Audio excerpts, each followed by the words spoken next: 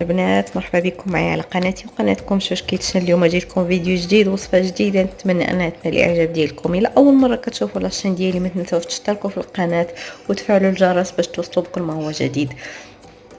كيف كتشوفوا معايا في الصوره، انا جيتكم اليوم بوصفه جديده، وصفه مصريه. وهي في الحقيقه احنا كنعرفوها ديال المصريين بزاف بحكم انه كنتفرجوا في الافلام المسلسلات المصريه، ولكن راه الاكله هي ديال تقريبا كاع الشرق. عندك الشوام، المصريين، اللبنانيين، الاردنيين، الفلسطينيين، وحتى هنا في الخليج بزاف كيديروها ومعروفه. غير هو واحد الحاجه ما عرفت هي الملوخيه عند كل شي الناس هي نوع من انواع الورقيات. حنا كنقولوا الملوخيه على واحد نوع اخر ديال الخضروات اللي هو سميتو هنايا الباميه، او لا كنشوف بلي انه كاع الدول كاع الناس كيسميوه الباميه. ما عرفت علاش حنا كنسميوها ملوخيه. دونك الملوخيه هي هذه من الورقيات، ماشي هي الملوخيه اللي كنقولوا ليها حنا في المغرب، ماشي هي. دوما بغيت نبارطاجي معكم الطريقه ديال تحضير الملوخيه، ان شاء الله انها تعجبكم. الى عجبتكم ما تنساوش تخليو لي التعليق ديالكم واللايكات اللي كتشجعني، والى عجبتكم بغيتو تبارطاجيوها مع الاصدقاء اكيد هذا الشيء غادي يفرحني. دونك خليكم مع الفيديو باش تشوفوا الطريقه. دونك انا اول حاجه كندير الدجاج في الماء، وكنزيد عليه الهيل، وكندير عليه الملحه، ونخليه تطلع ديك الفوريه ديالو، ونحيدها ونسد عليه باش يطيب. هنا غنزيدو ليها البصله، غير بصيله صغيره. هنا غندير التوابل ديال الدجاج ولا التوابل المشكله، راه كتجي مخلطه كامله جاهزه بحال هكا. ودابا نسد عليها حتى طيب الدجاجه، ونزيدو حتى طيب الدجاجه ونحيدوها ونزيدو عليها الملوخيه. بالنسبه لهنا غير بغيت باش نجاوب على واحد التساؤلات ديال بعض المتابعات، سورتو فاش كنحط شي اكله بحال هكا خليجيه ولا شرقيه ولا شي حاجه بحال هكا. دونك كيسولوني على بحال التوابل، كاين شي حوايج كيقولوا لي ما كنلقاوهمش عندنا، اشنو هما التوابل، شنو نخلط فيهم؟ لا راه ماشي انا اللي كنخلطهم، هما كيتباعوا ديجا بحال هكا. كيف كتشوفوا راه كاين التوابل البرياني، كاين ديال هذه بهارات المخلوطه، هاد البهارات ميكس ديال لي زيبيس.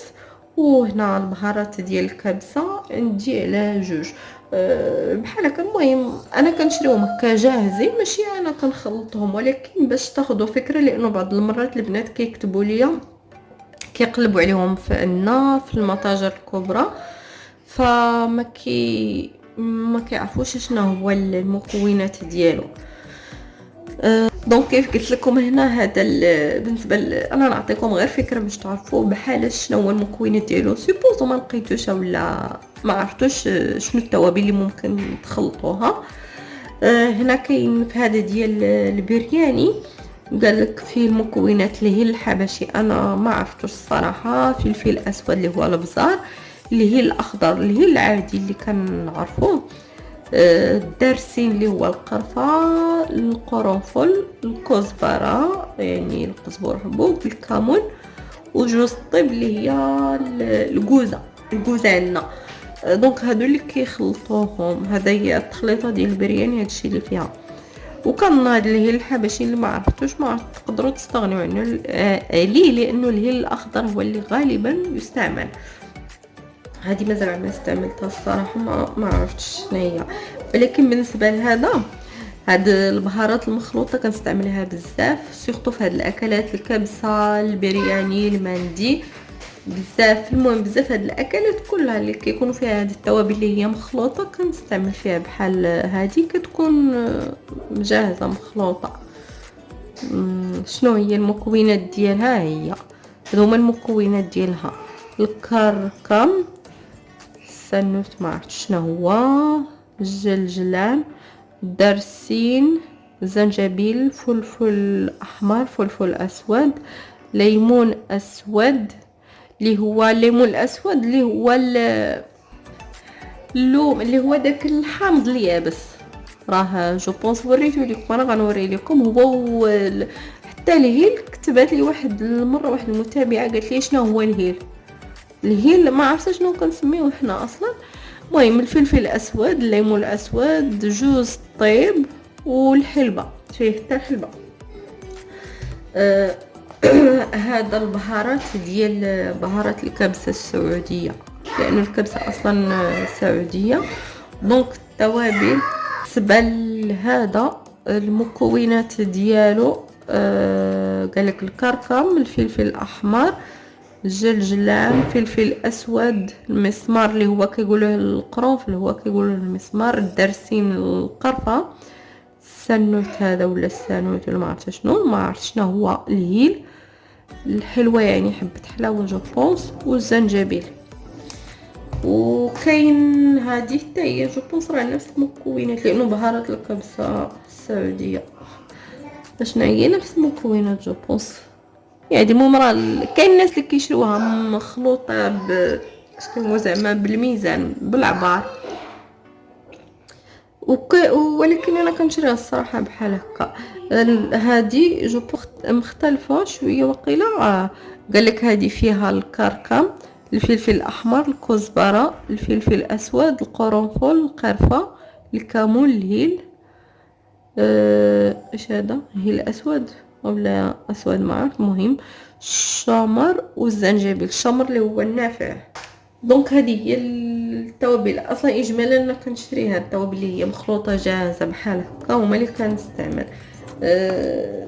زعما عادي. مو انا عطيتكم غير فكره باش تعرفوا شنو هو المكونات ديالو. سيبوزون شي واحد بغات تجربها، لانه بزاف البنات كيقولوا لي باش كنقلبوا في الاسواق الكبرى ولا المتاجر الكبرى عندنا في المغرب ما كيلقاوهمش. ما عرفت واش كاين شي بلاصه خاصه كيتباعوا فيها او لا. ما عرفت الصراحه، ما عرفت فين غنقول لكم. المهم انا قلت لكم بالنسبه للمكونات ديالها الا ما لقيتوش كاع. دونك هنا بعد ما طاب الدجاج، غادي نحيدوه.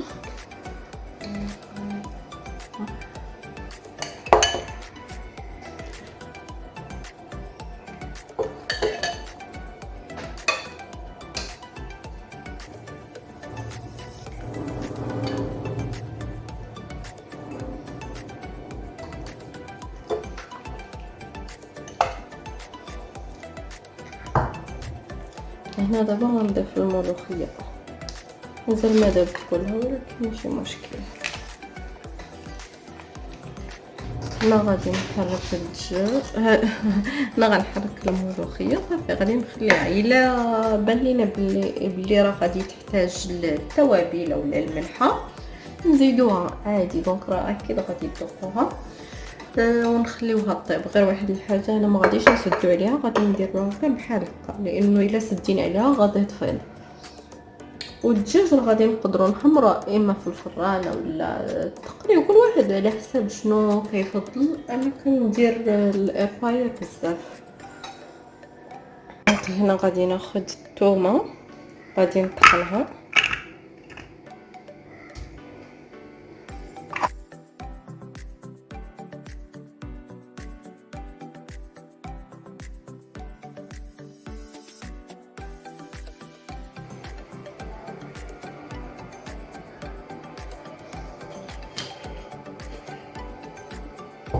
هنا يمكن لكم انكم يعني ديروها في الزيت عادي، زيت نباتي عادي، ولا تقدري ديريها في السمنه. هما كاين اللي كيديرها في السمنه بالاخص اعتقد المصريين.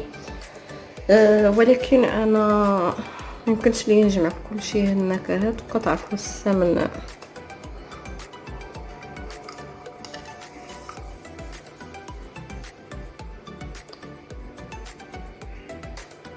كثيره. هاد الثومه غنديرها شويه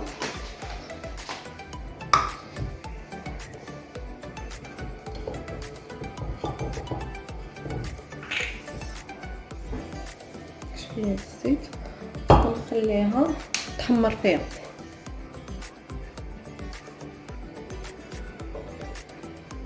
غير تحمر البنات تاخد اللون ديك الحموريه صافي نحيدها.